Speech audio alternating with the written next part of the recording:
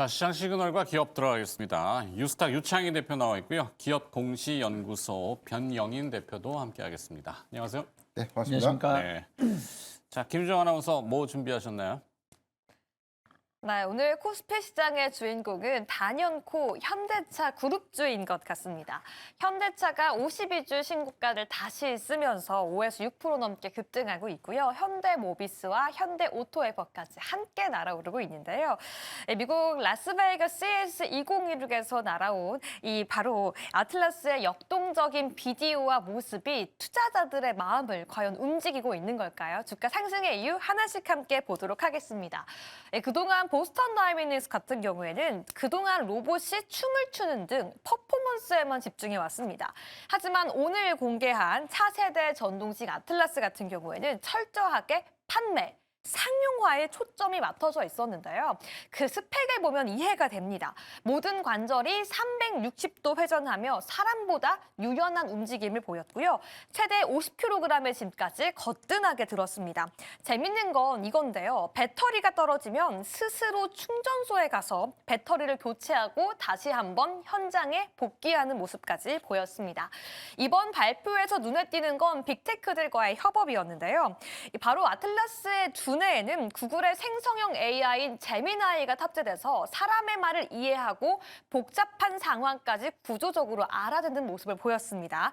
특히 엔비디아의 젠슨항 회장까지 극찬하면서 현대차 그룹과 엔비디아 사이의 그 협력이 다시 한번 강조되자 현대차 그룹 주가 상승불 쏘아올리는 모습인데요. 재밌는 건 이제 2028년도부터 연 3만 대를 양산하겠다라는 구체적인 계획을 밝혔고요. 재밌는 건 미국의 로봇 응용센터, 한마디로 로봇의 학교를 세워서 투입하기 전 로봇들을 미리 학습시키겠다. 그러면서 2028년도에는 공장에 본격적으로 착수시키겠다라고 밝히기도 했습니다. 이제 시장은 현대차를 단순히 내연기관차 제조회사가 아니라 종합 AI 로보틱스 회사로 재평가하고 있는 것 같은데요. 과연 오늘 상승하고 있는 현대차 그룹주 어떤 전망 세워봐야 될까요? 지금 바로 함께 알아보시죠. 자, 재료는 노출이 됐고 개장 후 1시간 내 윗골이라 그러죠. 네. 네, 현대차가 와 하다가 와로 바뀌었어요. 뭐 시세야 항상 뭐 들락거리긴 마련인데 참 내용은 앞에 김정 아나운서 대충 다 얘기해 줬습니다. CES에서 공개된 아틀라스의 영상 실사가 아닌 게 좀 아쉽긴 해요. 그죠? CG로 이렇게 구현하다 보니까 조금 감은 떨어지는데 네. 유창희 대표가 네. 보시기에는 어때요? 그래서 윗꼬리가 나오는 게 아닌가. 이게 윗꼬리가 상당히 길어요. 이 정도 윗꼬리라면 이제 피레침이라고 우리가 표현할 정도로 네. 조금 아쉬운 모습인데 거기에 말씀하신 등장한 뉴스가 이게 사실 현대차 그룹의 목리라고 해야 될까? 네. 삼성동의 GBC잖아요. 글로벌 네. 비즈니스 센터. 네. 거기 이제 예전에 한전부지 10조 원에 그쵸. 사가지고 네. 끙끙 앓고 있다가 지금 건물을 다시 올린다고는 해요. 네. 49층짜리 이제 트리플 세개동을 올리면서 이제 뭔가 건설을 재개한다는데 이게 현대차한테는 와 이게 좋은가? 모르겠는데 잘. 그래도 그거 사서 돈 많이 벌었잖아요. 땅값이 올라가고 땅값이 많이 그래서 올랐죠. 뭐 자본 차익이 네. 될 수도 있죠. 하여튼 네, 그래서 어쨌든 이제 사실은 다들 뭐 그렇게 말씀하신 분들 많을 거예요. CES에서 현대차에서 이제 아틀라스 공개를 하면 차익성 매물이 나올 거다. 왜냐하면 워낙에 그 기대감으로 관련된 기업이 많이 올랐으니까요. 그래서 저는 첫 번째는 이제 세론 뉴스, 지긋지긋한 K 증시의 세론 뉴스. 두 번째는 말씀하신 것처럼 실사가 아니었다라는 부분들 네. 이런 것들이 이제 복합적 작용하면서 아침에는 이제 구글하고 협업하네 뭐 이런 얘기 나오면서 뭐 현대 오토에부터 한 11%인가요 올라왔었다가 지금 보합세까지 내려왔고 현대차도 마찬가지입니다. 모비스는 마이너스로 네, 내려가요. 모비스는 마이너스도 보여주고 있고요.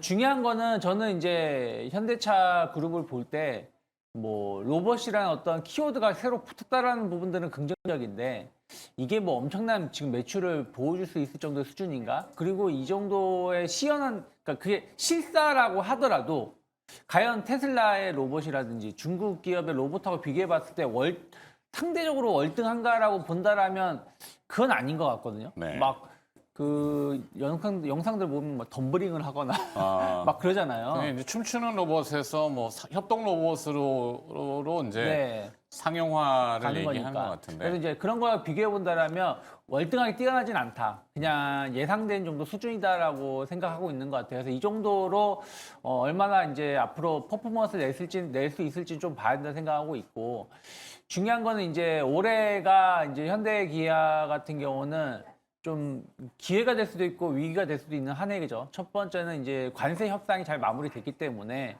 그것만 가지고도 올해 개선되는 영업이익이 뭐 3전에 5전에 뭐 이런 얘기가 있지 않습니까? 그래서 그런 부분들은 상당히 좀 긍정적으로 볼 수 있는 것이고, 그게 왜 중요하냐면 주주 환원 정책이 좀 이연됐었던 것들이 다시 정상화될 수 있는 부분들이 좀 있거든요. 또 이제 위기라고 할 수 있는 거는 이제 테슬라가 FSD를 공개한 이후에 또 공격적으로 가격을 한 1,000만 원 정도 인하를 하면서 과연 이제 성장성, 전기차 부분에서의 어떤 성장세가 꺾일 것인가? 그러니까 과연 이제 그 계속 이어갈 수 있을 것인가? 왜냐면 올해는 또 중국 차도 엄청나게 물량 공세를 할 수 있다라는 우려감들이 좀 있거든요. 그래서 네. 위기와 기회가 상존해 있는 한 해인데, 그래도 저는 어느 정도 수준을 할 거라 생각을 좀 하고 있어요. 그래서 그런 것들 감안한다라면 현대 기아는 뭐 삼성전자처럼 쭉 이렇게 뻗어나가는 모습은 아니지만 그래도 네. 완만한 상승은 좀 이어지지 않을까 판단하고 있고, 결국에는 이제 선택은 저는 현대차, 그게 아니면 현대글로비스 둘 중에 하나를 선택하면 좋지 않을까 판단하고 있습니다. 네. 자, 변영인 대표가 보시는 현대차 그룹. 어떨까요? 이 노동력을 대체하는 시그널을 많이 주는 것 같아요.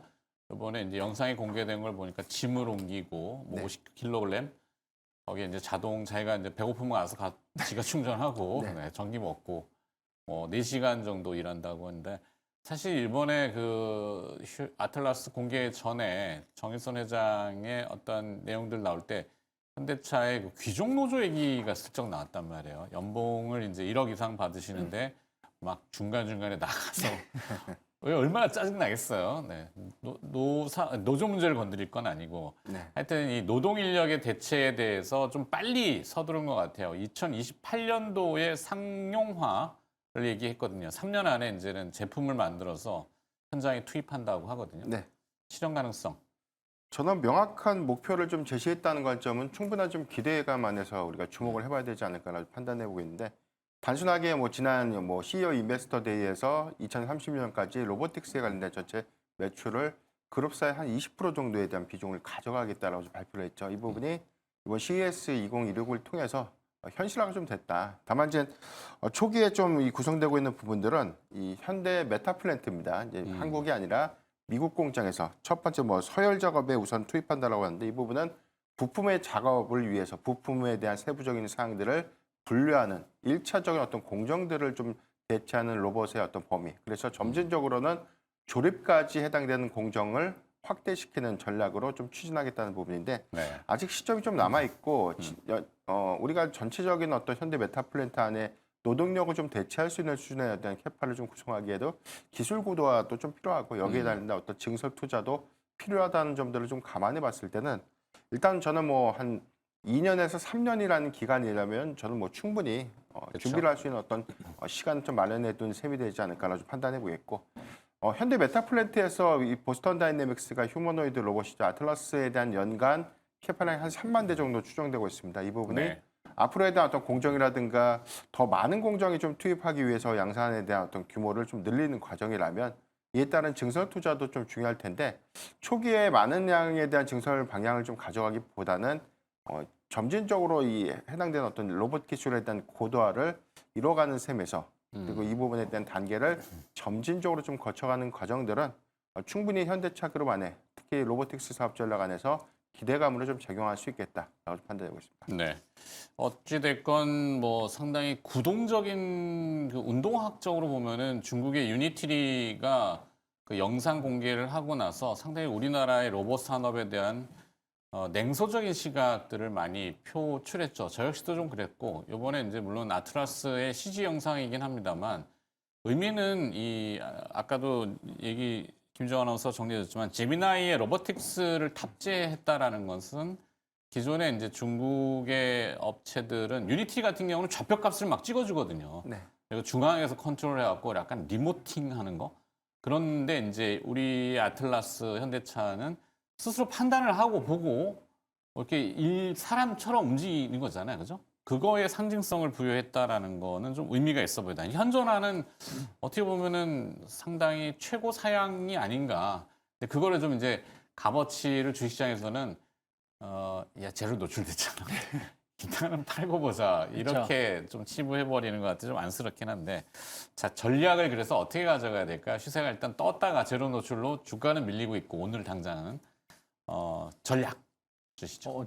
저는 만약에 로봇줄 전체, 그러니까 로봇 테마로 본다 그러면 뭐 약간의 조정은 조금 더 나올 수 있겠습니다만은 조정식 분할 매수로 접근하는 게 맞다라고 판단하고 있거든요. 왜 그러냐면 저는 로봇 관련된 이슈는 이제 시작이 아닌가 판단을 좀 하고 있습니다. 그러니까 이제 처음 로봇이라는 테마가 붙었었던 것은 AI 이슈가 붙었었던 2022년이죠. 2022년인가 그때 이제 레인보우 로보틱스가 엄청나게 오르면서 일부 기업이 올랐었는데 그때 반짝 오르고 진짜 긴 시간 동안 하락을 했었거든요.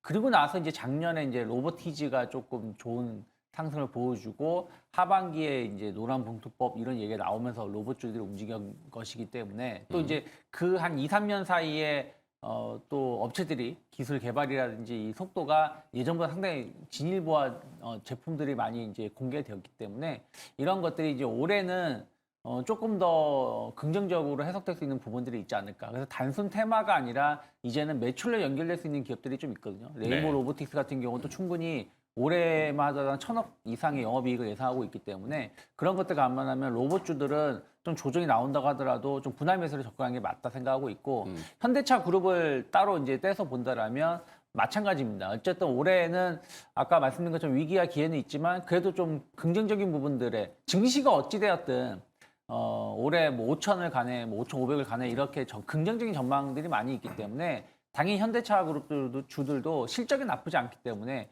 긍정적인 주가 상승을 보여줄 수 있다. 그래서 저는 조금 조정이 나와도 분할 매수 관점으로 접근하는 게 맞지 않을까 판단하고 있습니다. 변영인 대표는 현대차에 대한 전략 어떻게 보시겠어요? 네. 일단 뭐 상용화라는 전략을 명확하게 제시했다는 점이 작년 CES와에 대한 차이점이 있다라고 판단되고 있고 이런 관점은 막연한 기대감이라기보다는 이제 상용화가 좀 구체화됐다는 것이죠. 이에 따른 로봇주에 대한 어떤 밸류체인 관점에서 주목을 해봐야 될 것 같은데 저는 뭐 현대차 그룹의 이 방향성 관점에서 매수 의견을 좀 드리고 싶고 일단 세부적으로 봤을 때는 이 로보틱스 사업에 대한 어떤 전략들이 구체화되는 부분들 사업 재편이라는 관점에서 뭐 현대모비스와 현대유아, 뭐 현대오토에버 같은 그룹 계열사들에 대한 자체적인 어떤 사업 역량에 대한 가치가 좀 부각될 수 있겠는데 이런 관점에서 보면 저는 현대오토에버를 좀 관심 있게 좀 봐야 되지 않을까라고 좀 생각을 하고 있습니다. 네. 오늘도 52주 고가에 대한 흐름이 좀 나왔고 기존 사업은 뭐 IT와 SIA에서 대체적인 어떤 실적에 대한 어떤 기여가 좀 발생되고 있는데 이 부분은 전체적으로는 현대차 그룹형 비중이 좀 높기 때문에 로보틱스라든가 자율주행에 관련된 사업 부분들이 구체화되거나 이 부분에 대한 전략들이 동사의 경우에는 좀 상당한 좀 수혜가 좀 될 수 있다는 점. 특히나 로보틱스에 관련된 유지보수라든가 관제, 제어 같은 업무들을 앞으로 좀 담당하게 된다면 현재 어떤 주력 사업을 좀 바탕으로 한 외형 성장을 좀 이룰 수 있다는 관점에서 보면 저는 분할 매수 관점에서 접근은 유리하지 않을까라고 판단하고 있습니다. 네, 두 분 다 조정 시 분할 매수 나눠서 지금 뭐 일단 매수의 관점이라는 거잖아요, 그죠? 네. 매도가 아니라 그죠? 이러다가 뭐 돌발적인 재료가 뭐 예를 들면은 이거 얘기가 너무 번나가는데 네. 트럼프 대통령의 이제 관세가 지금 연방 대법원에 상고심 계류돼 있잖아요. 네. 만약에 패소를 하면은 관세 환급 돌려달라고 지금 소송전이 줄로 이어질 거란 말이야. 에이, 환급 안 받아도 좋은 거죠. 그래서. 그죠? 만약에 현대차가 뭐 그게 재료가 될란가는 잘 모르겠어요. 아니 베네수엘라를 때리는 걸 보고서는 저 뭐가 급한가 이렇게 생각이 자꾸 들어져서 네. 쓸데없는 걱정을 한번 해봤습니다. 그 뭐냐 예. 네, 그죠. 자, 두 번째 거 얘기하면서 같이 뭐 네. 혹시 생각나면 말씀해 주세요. 자, 두 번째 시그널은 뭡니까, 김효정 아나운서? 네, 오늘 두 번째 시그널은 하락하고 있는 전력 설비 섹터와 함께 앞으로에 대한 방향성 함께 짚어보도록 하겠습니다. 과연 전력 섹터 성장의 둔화인 걸까요? 아니면 일시적인 조정인 걸까요? 오늘 반도체주가 국내 증시에서 쉬어가자 함께 쉬어가는 모습 나타나고 있는데요.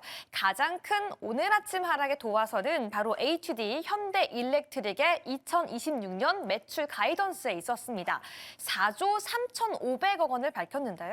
시장의 예상치보다 약 4천억 원 정도가 낮게 나오면서 매출 성장에 대한 의구심을 키웠습니다. 다만 일각에서는 일단 환율 예상치를 1,350원으로 잡아놨기 때문에 성장에 대해서 오해를 갖고 있다라고 평가하고 있기도 하고요. 원래 HD현대 일렉트릭 자체가 성장에 대해 굉장히 보수적으로 잡는 회사이기 때문에 해당 내용도 고려해야 한다라고 평가하고 있는데요. 여러 가지 이슈가 혼재된 가운데 일부는 또 뉴스에 팔아야 한다라고 이야기하고 있지만 잊지 말아야 할 여전히 존재하는 호재와 큰 그림도 함께 체크해 보도록 하겠습니다. 바로 빅테크들의 에너지 사재기 행렬인데요. 마이크로소프트와 아마존이 원전을 통째로 사고 전력을 독점 구매한다는 소식이 함께 전해지고 있습니다. 이것과 더해 전력의 공급 부족은 계속해서 가속화되어 가고 있죠. 이로 인해 구릿값도 사상 최고치고 미국에서의 그 낡은 전력망을 교체해야 하는 건 여전히 숙제로 남아져 있습니다. 결국 오늘 전력 설비의 하락은 반도체 하락의 동조와 함께 보수적인 전망치에 대한 단기 조정으로 평가하고 있는데요. 만약 그렇게 봐야 한다면 역발상으로 투자의 기회로 봐야 하진 않을까요? 과연 전력 설비 어떤 전략을 유효할지 지금 바로 함께 그 전략 세워보시죠. 자, 전력 설비 관련 기업들의 주가가 오늘 거칠은 조정입니까? 네. 뭐 왜 그렇죠? 뭐 현대 일렉트릭이 7%, LS 일렉트릭이 5%, 효성중공업 6%, 5% 정도 조정이 나오고 있어요. 나머지 뭐 전선 관련된 기업들도 조금은 조정이 좀 나오고 있고요. 앞에서 말씀하신 것처럼 좀 가이던스라든지 이런 부분들이 조금은 아쉬웠다라고는 좀 전망이 나오는데 저는 이제 이게 그동안 이제 반도체가 올라올 때 데이터 센터를 어마어마하게 짓는다 그러면서 이제 변압기라든지 전력 설비가 같이 움직임이 나왔거든요. 근데 올해는 조금 다른 양상이 나오지 않을까 판단을 좀 하고 있는 게요. 반도체는 가격을 인상할 수 있는 거잖아요. 네. 그러니까 예를 들어서 지금도 주말에 어저께 나온 뉴스 보면은 지금 삼성하고 한 70%인가요? 뭐 가격을 뭐 더 추가적으로 올리는 어떤 얘기가 나왔다라고 하는데 근데 지금 이거는 그러니까 캐파는 똑같이 공급이 되더라도 가격을 막 50% 이렇게 70% 이렇게 올리게 된다라면 엄청난 영업이익이 늘어나는 부분들이죠. 근데 변압기라든지 전력 설비는 그만큼 가격을 전가시킬 수가 없다라는 것이죠. 거기다가 최근에 또 구리 가격 상승, 물론 구리 가격이 상승하게 되면은 제품의 가격의 일부분 반영시키는 부분들도 좀 있습니다만은 그래도 이게 그 속도가 아주 빠르지는 않을 거라 저는 생각을 좀 하고 있거든요. 거기다가 이제 이 반도체 같은 경우는 데이터 센터뿐이 아니죠. 데이터 센터뿐이 아니라 노트북이라든지 스마트폰이라든지 요즘에는 뭐 자동차, 뭐 가전 이런 데도 다 반도체가 들어가니까 물론 이제 종류는 다르겠습니다만은 그런 부분들에 대해 사용처가 상당히 많다라는 부분들인데 이 변압기라든지 전선은 데이터 센터 하나 그리고 이제 뭐 전력 인프라를 조금 확충한다 이런 부분들에 대한 어떤 기대감들이었다라는 것이죠. 그래서 그런 것들 감안한다라면 예전처럼 반도체가 올라올 때 변압기라든지 이런 전력이 가치가 올라오기는 올라오겠지만 막 엄청나게 동반해서 올라오기 쉽진 않다. 그래서 저는 올해는 뭐 관련된 기업들에 대해서 나쁘게 보고는 있지는 않지만 좀 조정이 나오면은 좀 분할 매수 관점 그리고 일정 가격 오른다 그러면 약간 이제 차익 실현을 하면서 단기 트레이딩 관점에서 접근이 좀 맞지 않을까 일단 조심스럽게 생각을 좀 하고 있습니다. 네. 중립 이렇게 주셨네요.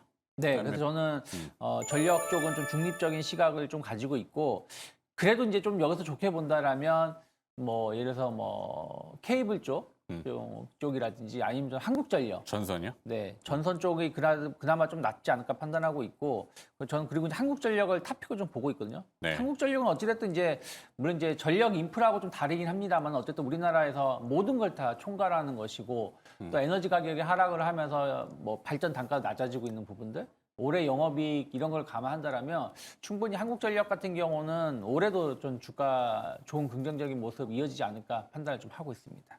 참 뭐 코스피 5천을 가려면 한전이 정상화가 돼야 되겠죠. 그리고 뭐 제법 오르긴 했다고 할 수 있나요? 2배 올랐는데. 자, 다른 기업들에 비하면 그렇고 변영인 대표가 보시는 전력 설비. 일단 전반적인 수요 기조를 좀 우리가 감안했을 때 오늘의 같이 뭐 한 6%대 전체적으로는 한 큰 폭의 어떤 조정이 좀 나오고 있는데 일단 반도체 섹터가 좀 같이 쉬어가는 과정에서 저는 수급이 좀 동조되지 않았나라는 판단이 되고 있고요. 3분기 실적 때 우리가 3분기 어닝 시즌 때 수급 동향들을 보면 반도체 섹터가 좀 상당한 유사성을 좀 가져갔습니다.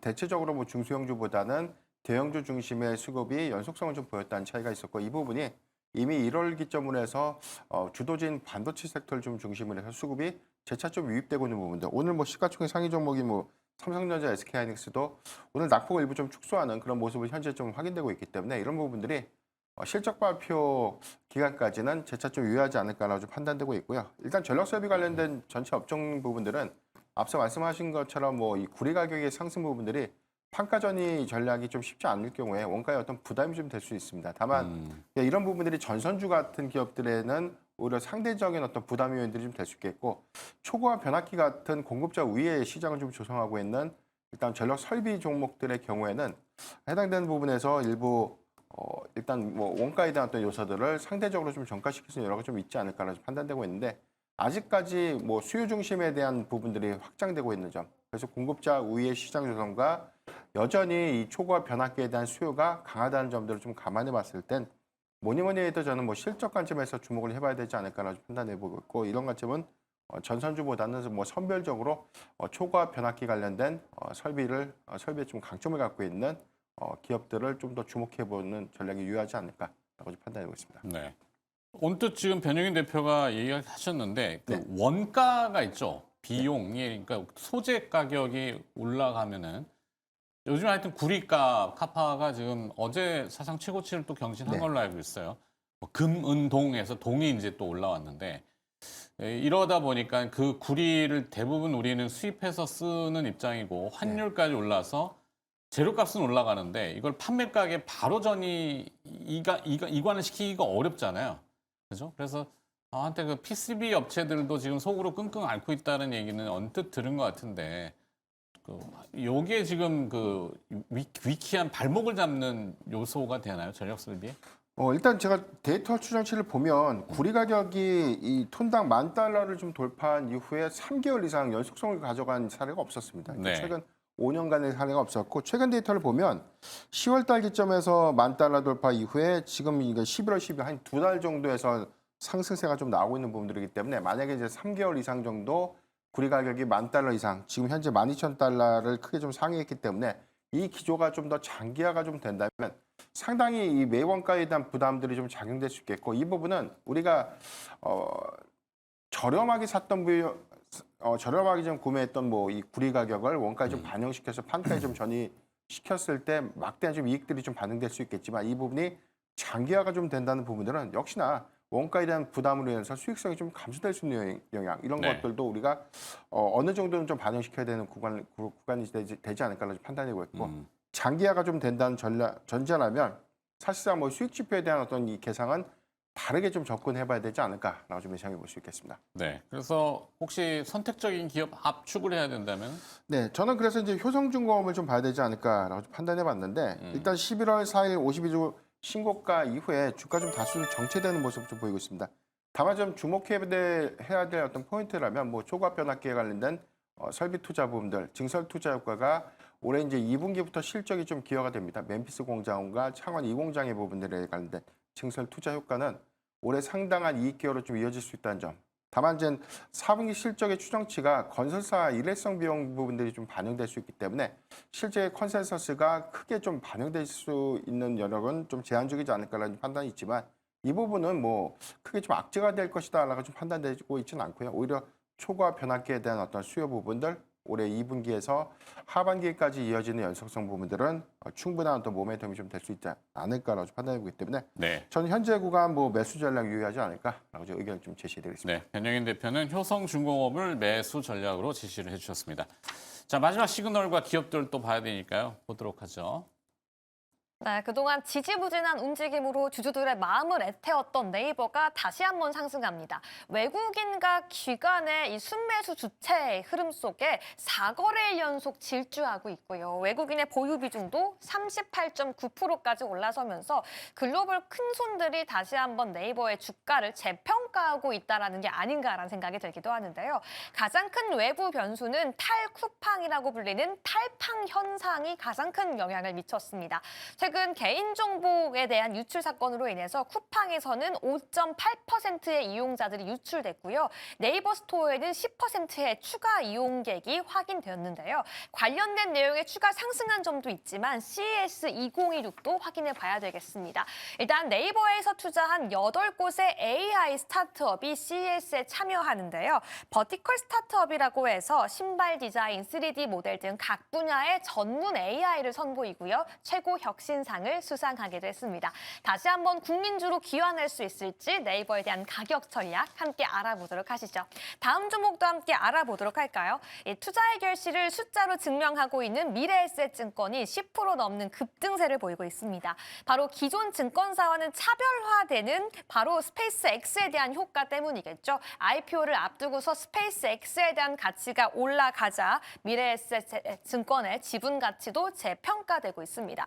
이것과 더불어서 역대급 어닝 서프라이즈까지 함께 기대가 되고 있는데요. 그리고 투자자들이 가장 집중하고 있는 건 주주 환원율입니다. 35%라는 역대급 주주 환원율에 기대하고 있고요. 배당 서프라이즈까지 25%가 되지 않을까 기대하고 있는데요. 역대급 질주를 보이고 있는 미래에셋증권까지 가격 전략 함께 세워보시죠.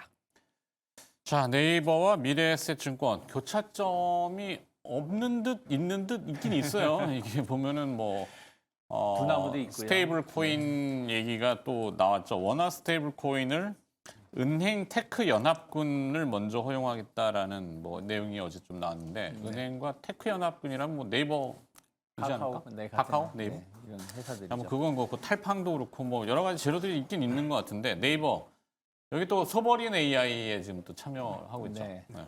근데 전 네이버는 좀 긍정적으로 볼 수 있는 부분들이 많이 있다 생각하고 있어요. 그러니까 사실 이커머스 관련해서 우리가 쿠팡을 제외하고 나서 본다라면 또 상당히 높은 점유율을 차지하고 있는 게 네이버거든요. 근데 네이버는 또 조금 쿠팡하고 또 다른 부분들이 좀 있죠. 어쨌든 광고도 받을 수 있는 부분들이 좀 있고 또 약간 중간 매체라는 부분들이 좀 거리가 소비자로부터 괴리감이 좀 덜하다는 부분들이 좀 긍정적으로 생각을 좀 하고 있어요. 거기다가 이제 원래 잘하던 부분들이죠. 그래서 항상 전자상거래 사업 매출 부분이 한 30% 이상, 35% 정도 나왔던 기업이고 이게 더 커질 수 있다는 부분들. 특히 이제 네이버가 선택하는 건 이제 컬리라든지 이런 기업하고 이제 파트너십을 맺으면서 사업을 확장하는 거고 네이버도 제가 듣기로는 이제 거의 당일 배송 이런 부분들에 대해서 조금은 좀 강화한다라는 얘기가 좀 있습니다. 그래서 그런 것들 감안한다면 충분히 쿠팡 이슈에 좀 반사이익을 누릴 수 있는 부분들이 좀 있고 또 AI 관련해서 어떤 기대감들 거기다 이제 두나무 인수를 좀 했고 또 그 효과가 이제 그 시너지 효과가 이제 올해부터는 어느 정도 이제 반영될 수 있는 부분들이 있다 생각하고 있거든요. 거기다 이제 스테이블 코인 이런 것들 감안한다면 충분히 네이버 뭐 저는 30만 원대까지 올라갈 수 있는 단기적으로 30만 원 혹은 그 이상도 올해 바라볼 수 있는 위치가 아닐까 판단을 좀 하고 있습니다. 네. 그럼 네이버는 전략을 어떻게 해요? 저는 뭐 조정식 분할 매수 관점으로 접근해 볼 수 있지 않을까 판단하고 있습니다. 조정 안 받으면 지금에서 사야죠. 왜냐면 어쨌든 단기 목표가 30만 원 이상 보고 있고 네. 올해 그 이상을 보고 있기 때문에 지금 가격이면 최근 한 작년 하반기 그 박스권 허리 정도에 있는 거거든요. 그렇죠. 그러니까 한 23만 원, 28만 원 박스권에서 허리 라인이기 때문에 충분히 매수할 수 있지 않을까 판단하고 있습니다. 네, 뭐 AI, 반도체 이런 빅테크 기업들이 대부분 이제 신고가를 경신하고 있는데 네이버는 아직도 그냥 거기 수준이죠. 뭐 이유가 다 있겠습니다만 조금 가격 메리트도 있는 것 같다. 그래서 매수 전략? 네, 전 실적 대비해서 상당히 좀 싼 편이 아닌가 판단하고 있습니다. 알겠습니다. 자, 다음 또 미래에셋증권입니다. 이 뭐 스페이스X 언급이 또 뭐 있는 것 같긴 한데, 네. 자 어떻게 보시나요? 일단 뭐 증권사들 안에서는 가장 뭐 내러티브가 좀 좋은 종목이 되지 않나라고 판단되고 있는데 일단 배당 성향에 대한 기대감 그리고 4분기 실적의 기대감들은 최근에 코스피 지수의 어떤 이 상승세, 뭐 역사적인 어떤 고가 부분들이 일시적보다는 조금 더 연속성 있는 흐름으로 좀 이어질 수 있다라는 부분들. 이 부분은 리테일 실적까지 연동되는 그래서 올해보다도 작년보다도 이제 올해죠. 올해 충분한 어떤 실적의 기대치를 키울 수 있다는 점에서 긍정적인 기대 요인들이 좀 될 수 있겠다는 판단되고 있고요. 여기에 대해서 스페이스X, 네이버 파이낸셜에 대한 지분 투자 가치가 일단 올해 이제 재무에 좀 반영될 수 있는 부분들에 대한 긍정적인 기대감들이 커지고 있지 않나라고 판단되고 있습니다. 일단 뭐 언론 통해서 좀 발표됐던 데이터를 보면 스페이스X에 한 2천억 정도에 대한 지분 투자를 했다라는 내용들 밝혀지고 있고 이게 아마 이제 올해 상반기에 스페이스X의 상장이 좀 구체화가 좀 된다면 지분 추정 가치가 1조 원대 초반에서 한 중반까지 상향될 수 있는 부분들 이 부분은 동사의 향후의 어떤 배당이익이라든가 배당 성향을 크게 좀 늘릴 수 있는 어떤 기회 요인들이 좀 될 수 있다는 점에서도 주목해봐야 되지 않을까라고 좀 판단되고 있습니다. 증권사 최초로 IMA 사업자 인가를 받았다고 합니다. IMA는 뭐 현재 은행처럼 이 종합 투자가 가능한 사업자로 좀 전환되는 부분들인데 현재 증권사 중에서는 한국투자증권과 좀 두 곳이 유일하고요. 이 부분이 일단 뭐 고객의 어떤 예탁 자금을 좀 받아서 기업 투자를 활발하게 좀 하면서 여기에 관련된 운영 수익들을 또 다른 어떤 사업 구조로 좀 만들어 갔다는 관점에서 보면 리테일 실적과 좀 병행해서 미래에셋 증권의 올해 실적 추정치도 좀 크게 좀 상향시킬 수 있는 계기가 좀 될 수 있다는 점들은 앞으로 실적 관련된 어떤 모멘텀으로서도 작용할 수 있겠다라고 판단하고 있습니다. 네. 진정한 뭐 그래 전략은 어떻게? 네, 오늘 11.1% 정도 상승을 하고 있고 52주 고가에 대한 흐름이 좀 나오고 있는데 일단 상방에 대한 매물 부담은 전 제한적이라고 봅니다. 일단 배당 성향에 대한 기대감들, 그다음에 스펙스 엑스에 관련된 어떤 이슈가 좀 부각될 때 추가적인 연속성들을 좀 감안해 보면 저는 뭐 조정시 매수보다는 분할 매수 관점에서 현재도 접근은 좀 가능하지 않을까라고 좀 판단하고 있습니다. 네. 한때 우리나라가 이제 글로벌 IB, 인베스트먼트 뱅크, 투자은행으로의 발돋움 막 거창하게 하면서 이제 자기 자본을 3조 원으로 확대를 막 시키고 했는데 아직도 그냥 구멍가게라고 하면 좀 그렇습니다만 로컬, 국내에서만 인정을 받는 네.